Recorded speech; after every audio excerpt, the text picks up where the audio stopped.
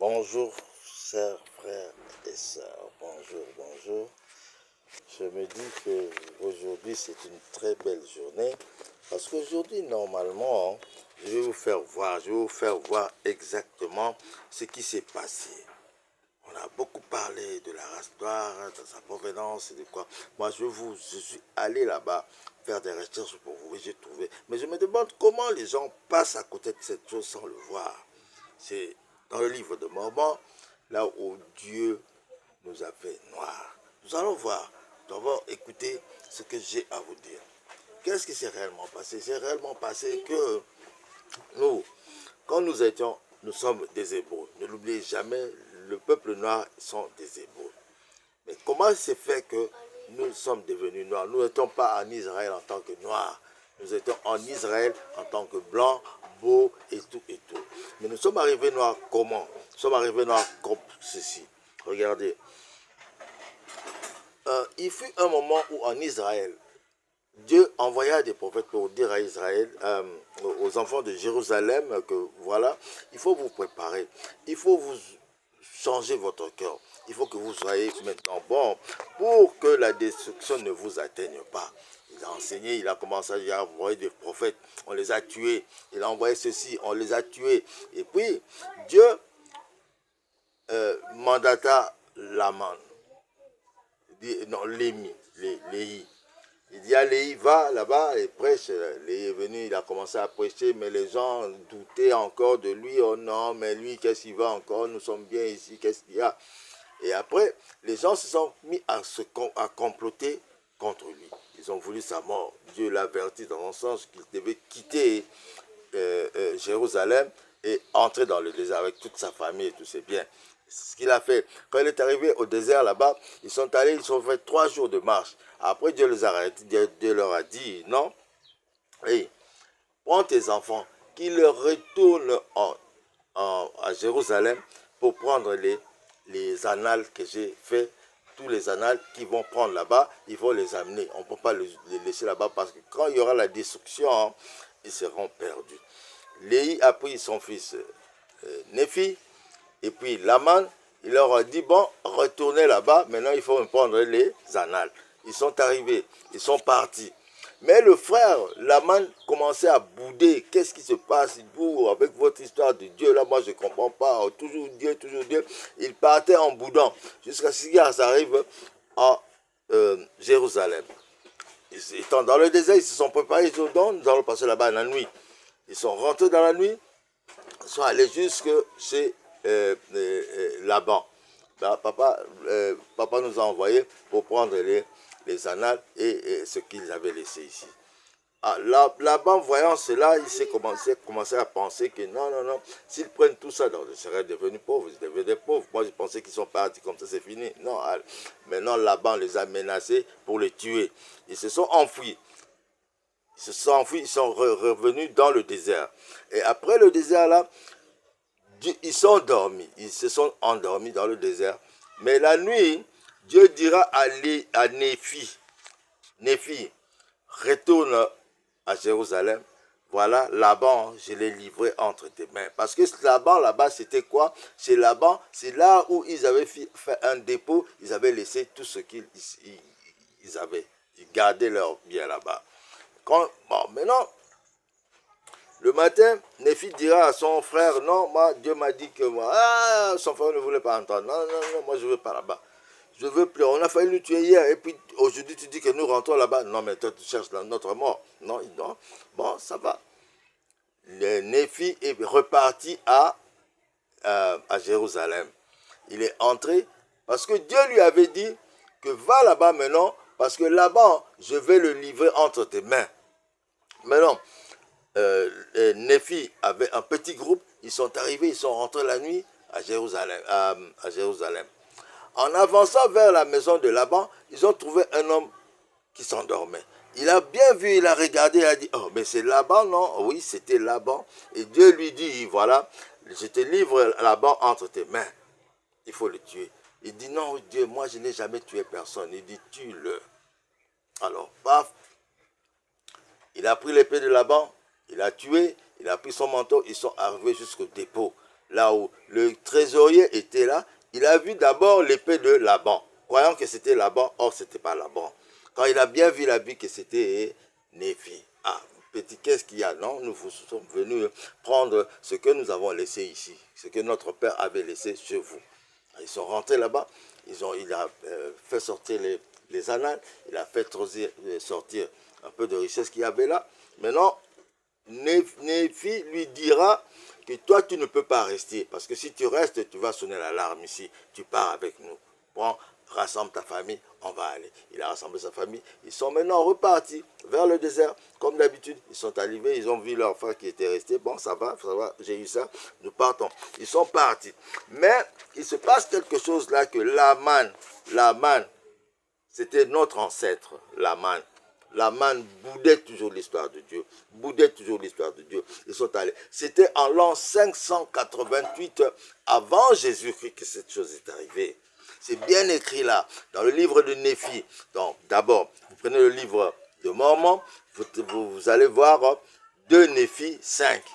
À partir de 2 Néphi 5. Il faut lire ça vous-même. Vous voyez, nous n'allons pas nous baser sur les paroles. Les paroles s'envolent souvent, mais les écrits, ils restent. Ceux qui ont écrit ça, ils savaient pourquoi ils écrivaient ça, pourquoi ils consignaient ça. Parce que toutes les choses de Dieu sont consignées quelque part. Ne t'en fais pas. Même si tu ne trouves pas ça aujourd'hui, quelque part, tu vas aller les trouver. Les choses de Dieu sont consignées quelque part. Ils sont allés.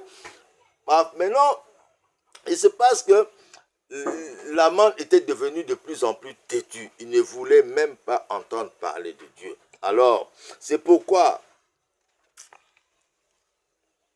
la parole du Seigneur s'accomplit. Bon, attends. Je veux d'abord vous dire ceci. Bon. La parole, c'est pourquoi la parole du Seigneur s'accomplit. Celle qu'il m'adressa disant, s'ils n'écoutent pas tes paroles, ils seront retranchés de la présence du Seigneur. Et voici, ils furent retranchés de sa présence. Et il avait fait tomber la malédiction sur eux. Oui, une grande malédiction à cause de leur iniquité.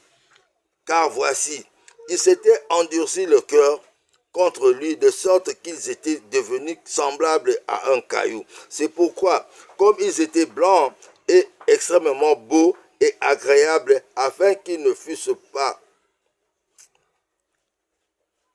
séduisants pour mon peuple, le Seigneur Dieu fit venir sur eux une peau sombre. Et ainsi dit le Seigneur, je les rendrai repoussants pour ton peuple, à moins qu'ils ne se répandent de leur iniquité.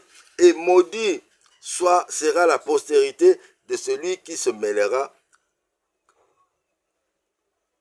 contre eux, qui se mêlera avec eux. Car ils seront maudits de la même malédiction. Le Seigneur le dit, et cela fut fait. Nous voyons bien que cela fut fait. Donc Dieu a maudit le peuple qui était blanc est devenu noir de peau. Mon frère, c'est la vérité que je vous dis. Mais j'ai beaucoup médité sur ça, j'ai beaucoup prié pour ça, et je sais que c'est la vérité, mon frère. C'est la vérité que je dis. Personne ne vient vous dire, regardez, on nous connaît le noir, on est sorti où? On est sorti de les limans, on a pris le liman, on a créé l'homme noir, on n'a pas créé l'homme noir. L'homme noir est sorti de là à cause de notre malédiction. Vous verrez bien, il y a même des signes qui vont nous prouver que nous sommes réellement des enfants d'Israël. Par exemple, je vais prendre la dot. La dot, dans plusieurs pays, il n'y avait pas la dot. C'est nous qui avons amené la dot parce que c'était un règlement de Dieu. La circoncision. La circoncision n'existe pas. Même aujourd'hui, dans d'autres coins du monde, ça n'existe pas. Mais c'est Dieu qui nous a imposé de faire ça à partir d'Abraham. Donc voilà, c'est à partir de là que nous sommes devenus peau noire. Mon frère, ne vous en faites pas. Ne cherchez pas à ajouter ou à enlever. Regardez seulement notre condition. Je ne vous dis pas quoi que ce soit ou là, mais regardez seulement notre condition. On nous dit ici que maudit sera la prospérité de celui qui se mêlera à leur prospérité, car ils seront maudits de la même malédiction. Le Seigneur le dit et ça fait. Bon, maintenant, à cause de la malédiction qui était sur eux, ils devinrent un peuple indolent, plein de malveillance, et pleins d'astuces et cherchèrent les bêtes de proie dans le désert. Et le Seigneur Dieu me dit, ils seront un fléau pour ta prospérité, pour l'inciter à se souvenir de moi. Et s'il ne se souvient pas de moi et écouter mes paroles, ils la flagelleront jusqu'à la destruction. Voilà, nous allons dire ça. Mais je vous recommande d'aller voir ça. Voilà, cherchez le livre de Mormon, ça ne coûte pas vraiment cher.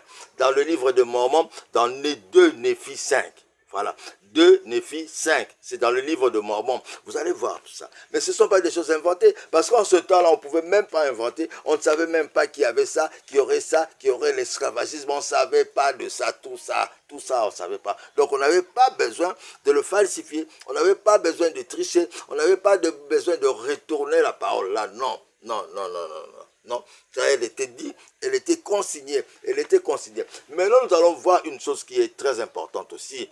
Parce que maintenant, les gens se sont mélangés, nous sommes beaucoup mélangés. Mais il y a le secte là, non, il y a la communauté chrétienne là, qu'on appelle les Mormons, qui sont aux États-Unis. Mais vous savez qu'avant, ils ne voulaient même pas s'associer avec des Noirs. Jamais de la vie. Tu viens de leur église, si tu es noir, on te prie simplement de partir. C'était comme ça que ça se passait. Et nous voyons là, c'est comment les choses se sont passées. Je ne sais pas si vous allez encore douter. Mais moi, je sais que ça, l'homme noir est là à partir de la malédiction de Dieu. Dieu nous dit, il faut que nous nous repentions. Si nous ne nous repentons pas, jamais de la vie. Mais Dieu aime toujours les hommes. Regardez ce qui se passe maintenant. Ce qui s'est passé au Cameroun là-bas, il y a eu une campagne d'évangélisation, Mais qui a prêché? Ce n'est pas un blanc, c'est un noir, parce que Dieu nous aime toujours. Mais c'est à partir de notre cœur que Dieu regarde maintenant. Alors, autant de se retourner vers Dieu, non. Nous sommes allés maintenant chercher Osiris, Loba, quoi c'est ça. Mais ce n'est pas ça, mon frère, ce n'est pas ça. Et moi, je vous dis aussi qu'il y a des choses que je veux vous dire qui ne sont et que les autres ne vous disent pas. Le noir n'a jamais construit, n'a jamais bâti les pyramides d'Égypte. Non, c'est impossible. C'est impossible. On en arrivera, mon frère. Je vous fais déjà savoir ça pour que vous sachiez exactement ce qui s'est réellement passé. Le noir n'était pas noir, le noir était blanc. Il a quitté Jérusalem pour le désert. Notre destination finale était les États-Unis. Vous allez lire ça dans le livre là. Vous allez lire ce qui s'est passé, comment ça s'est fait. Et à partir des États-Unis, pas des États-Unis, à partir de l'Amérique, nous nous sommes répandus maintenant vers le monde. C'est ça, la source de l'homme noir, c'était dans le désert. C'était pas quoi que ce soit, c'était comme ça, Dieu n'a pas fabriqué de noirs. En tout cas, détrompez-vous. Détrompez-vous, mes chers amis. Détrompez-vous, je vous le dis. Dieu n'a pas fabriqué de noirs. Dieu n'a pas fabriqué cette race. Oh Dieu Tout-Puissant, tu es roi, tu es Seigneur. Oh Dieu, tu es le roi de rois, tu es Seigneur, tu es Dieu Tout-Puissant. Je glorifie ton nom maintenant, au nom puissant de ton nom, Seigneur Jésus.